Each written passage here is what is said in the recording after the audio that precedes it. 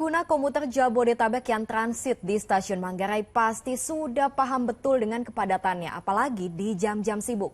Berpacu dengan waktu mengejar kedatangan kereta sambil berdesakan dengan ribuan penumpang lainnya. Padat nan sesak. Pemandangan ini jadi lumrah setiap jam berangkat dan pulang kerja di stasiun terbesar sekaligus tersibuk di ibu kota. Demi transit, ratusan ribu penumpang tumpah ruah setiap harinya di stasiun Manggarai, Jakarta Pusat.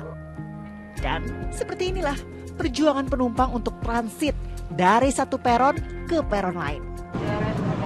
Nah, ini jadi suasana familiar ketika para penumpang KRL harus transit ataupun berpindah peron di stasiun Manggarai. Jika dari peron atas ini kalau mau ke jurusan Tanah Abang ataupun Bekasi, kita harus turun ke bawah 2 kali, menuruni anak tangga seperti ini.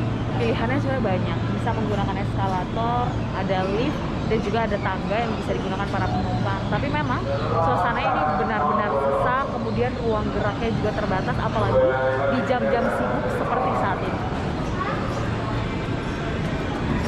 Tak selesai sampai di situ. Begitu kereta tiba, penumpang kembali harus berdesakan untuk berebut tempat duduk atau sekedar terangkut agar tiba di tujuan tepat waktu. Kita harus lari-lari banget, apalagi Manggarai ya. Manggarai ini kan kalau kelihatan tuh kita nggak bisa jalan tenang di sini, semuanya tuh pada ngejar waktu kereta gitu kan. Kita pinter-pinter ngatur waktu lah, kayak begitu. Kalau mau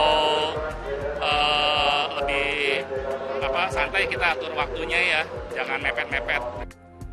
PT KAI Komuter mengaku pembangunan stasiun Manggarai sebagai stasiun sentral baru berjalan 60%. Karenanya, perbaikan layanan akan terus ditingkatkan.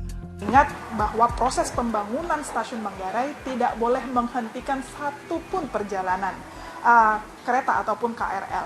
Karena stasiun Manggarai ini sebagai stasiun pusat ya, untuk semua tujuan masuk ke sana. Bayangin, lebih dari 1.000 perjalanan itu lewat Manggarai. Untuk mengurai antrean di peron saat jam sibuk, PT KAI menambah jumlah kereta api pengumpan. Meskipun harus antri kemudian berdesak-desakan saat transit di stasiun Manggarai, tapi kebanyakan masyarakat ini memilih KRL jadi salah satu transportasi favorit mereka untuk bermobilisasi karena memang selain mudah aksesnya, kemudian juga jam operasional yang panjang dan juga murah.